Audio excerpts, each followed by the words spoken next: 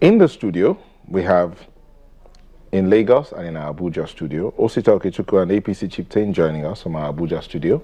Thank you for joining us. Good morning. Hajia Miriam Yakubu is a community activist. Thank you for joining us. You're welcome. And Barrister Tokumbo, a legal practitioner and social activist, Tokumbo Odutala. Thank you for coming. Good morning. Okay. Let me begin with the lady, as they say, ladies first. Or should we do after men? Whichever one. I would like to hear what you have to say so I can start from that perspective. Okay. But let me begin with you. How would you rate the renewed, the renewed fight against corruption, especially in the civil service? Well, I'll be talking from a citizen's perspective. As a consultant who is constantly before the directors and all the officers of the civil service, I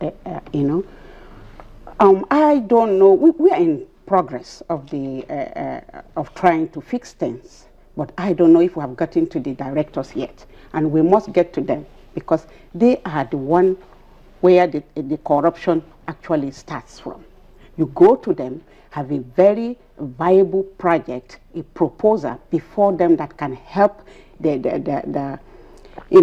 staff. They look at it, and all they are going to look at you and ask you is how much can they get out of it.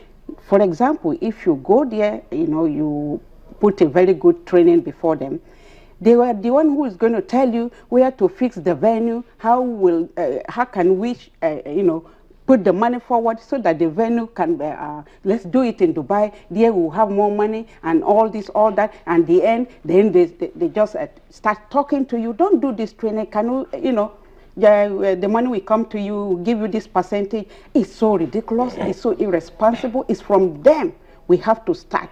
In fact, we are trying to, as from community perspective, we are trying to start a network of people.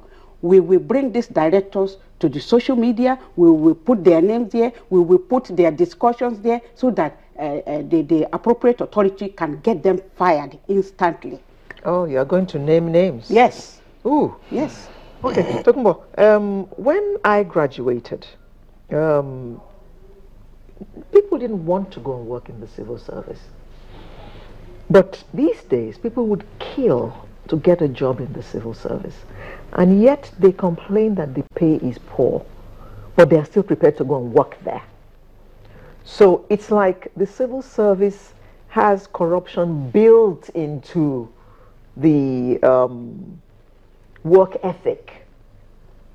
What is your comment? Well, I sincerely believe it graduated with a period of time. In the past, very well, the mirrors they were looking at, the leaders they were looking at were not corrupt. Today, the leaders they look at, they see how much what is flying around in National Assembly, they see what is flying around with the local government chairman, so they also want to copy. The pay at the National Assembly, local government councillors, they're all very, very poor, very low. But the juicy aspect is what pushes everybody nowadays to civil service. However, it should not be seen as a place for laid-back people. It should not be seen as a place for poor men only. Right? It should be a place for intellectuals, intelligent people. But the system has eaten the open door for corruption. Has eaten deep, so everybody is crazy, and above all, that is probably the only few area there's opportunity for employment today. Yeah, but that being said, we must also put in perspective that over the years, working conditions have improved. Remuneration has improved in the civil service.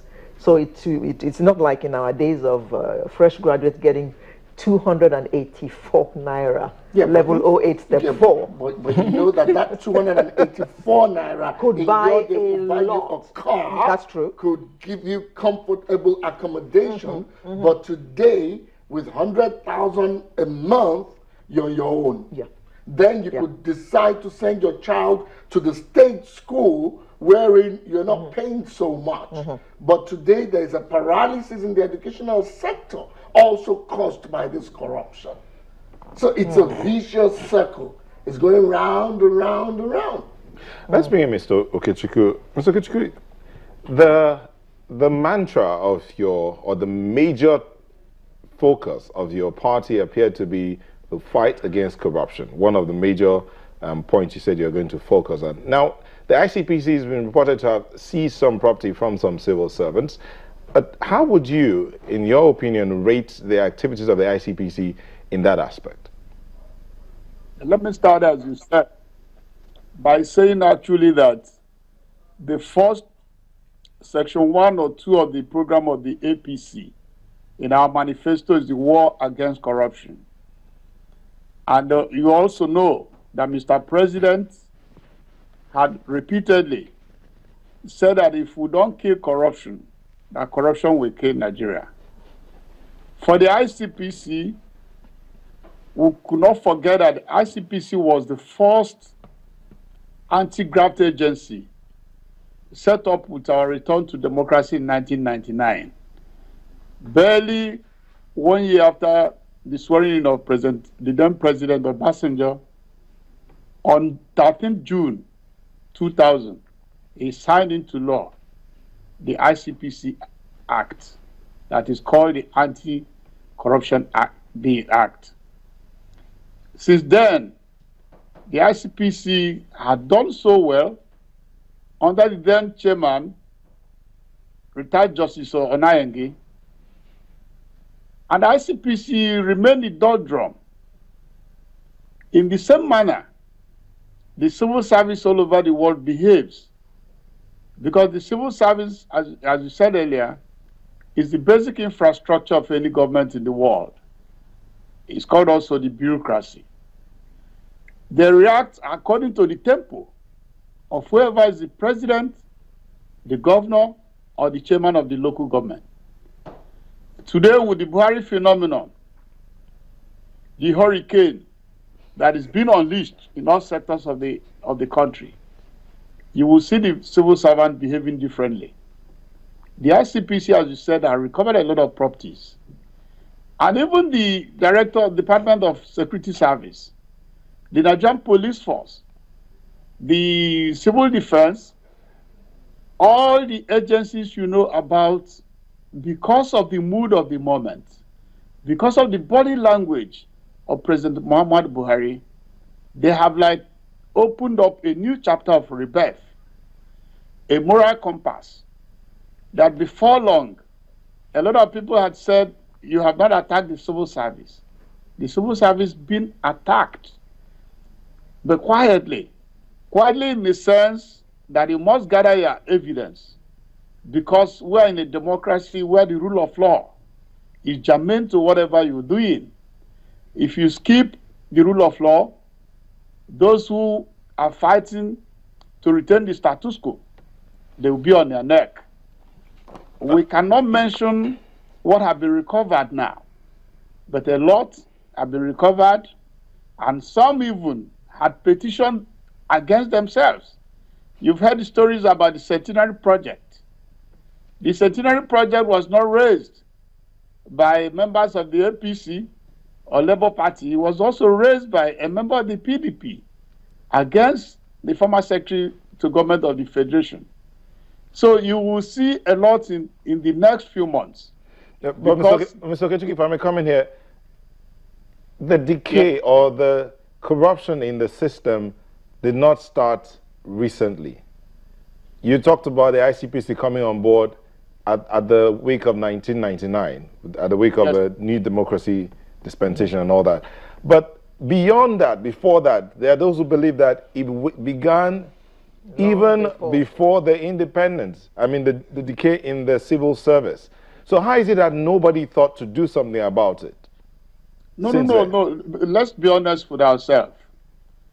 At different levels of our growth as a new nation, there have been different perspectives.